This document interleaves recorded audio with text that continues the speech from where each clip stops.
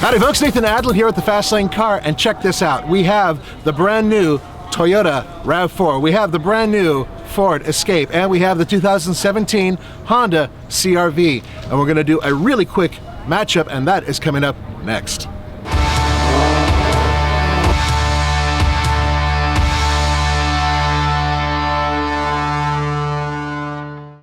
Here we have the Ford Escape, a vehicle that has proven that turbocharging in a small crossover like this is a kick-ass idea.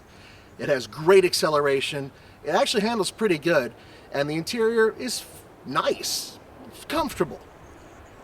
But it's now the old man of the group. Can you believe that? This thing was brand new, just like yesterday. The EcoBoost engine in this vehicle is probably my favorite part of the whole thing. I actually kind of like the way it looks. All right, I mean, it's a little dated, but the entire setup still looks fairly contemporary, and some people think it's attractive. I think it's okay looking. The interior, on the other hand, is pretty cool. It's a lot like a Ford Fusion, but it's even more radical in some ways in terms of the lines. And everything is pretty much at hand, but it is an older interior, and there are some components here and there that are hard plastic and look a little cheap. And they mix it up with some really good looking rubber and plastic that looks expensive. So it's kind of a little bit of give and take. Overall driving sensation of this vehicle is probably its strongest suit, and that's because that EcoBoost engine. Now this car runs about $30,000 as equipped. It's not the top of the line.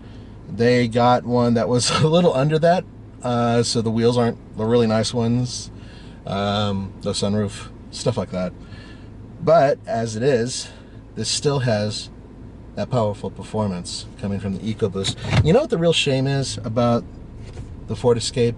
The steering feel isn't as dialed in as, say, a Mazda CX-5, which I think is the best in the business in this class for steering feel and overall performance.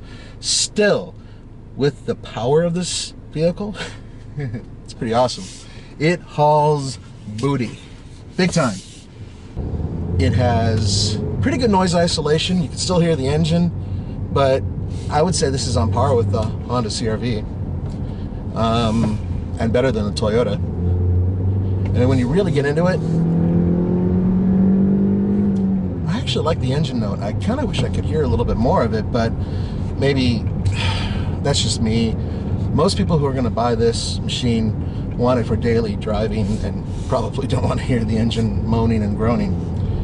The Toyota RAV4 is anything but a canyon carver. This is much more of a daily driver, a very, very comfortable utility that you could drive every day. We've proven in the past on TFL that this can go off-road a little tiny bit. It's pretty good in the snow. It has a lot of attributes in terms of what it is and what it represents. But even with the upgrades externally, it's still starting to feel a little long in the tooth. Now, I have a little soft spot for the RAV4. I actually took one of these up to Moab, Utah, and drove it around some soft sand and some challenging hills. And the all-wheel drive system in this vehicle really works well. And I've, once again, got a little soft spot. I've taken them in snow. It takes a while to get used to a vehicle, so to speak. And this one, because the older one had that V6 that was so powerful that I was lusty, and I loved that RAV4. This one takes some getting used to, but once you get used to it, with the new interior and the new duds, it's nice. This is really, in my mind, the main competition for the CR-V, but it doesn't drive anything like the CR-V, nor does it really hold a candle to that EcoBoost engine in the Ford Escape. It just doesn't have that type of power, and this is a naturally aspirated four-cylinder engine. No goodies, no toys. Now there is a hybrid version of this, but that's not what we're talking about here. This is the regular one, the one that everybody will be buying, or pretty much everybody will be buying, and for good reason. Comfortable, fairly quiet, handles well. It's just not the knockout. It's not the hardcore, amazing vehicle that I think it could be. It just needs more power. In every measurable way, this is a new vehicle. New chassis, new body, new front end, new rear end, new wheels, new suspension, new engine, new transmission. It's a new car. And as it is, this is the best car in the class, judging by a quick seat-of-the-pants drive. Life inside the Honda CR-V is a completely different experience than the other vehicles. They deliberately went 2 steps beyond where they were before. I did not like the previous generation styling, and I felt that the overall performance was sluggish. Also, I didn't like the all-wheel drive system very much. Now, I cannot address the all-wheel drive system doing these twisties. I'm sorry, I think it's grabbing on, I think it's helping, and there's graphics on the dash that tell me it might be holding on, but I don't know for sure. I need to get it up to Colorado and put it on the snow, bottom line. With that being said, the overall driving experience is smoother, quieter, it handles better, the grip is excellent, and there's more power. This turbocharged engine, great. Actually, I kind of like the direction Honda's going in. Their cars are looking sharper and a little bit more aggressive, and I never thought a CR-V would look a little bit more macho, but this does look a little tiny bit more macho. I especially like the rear end.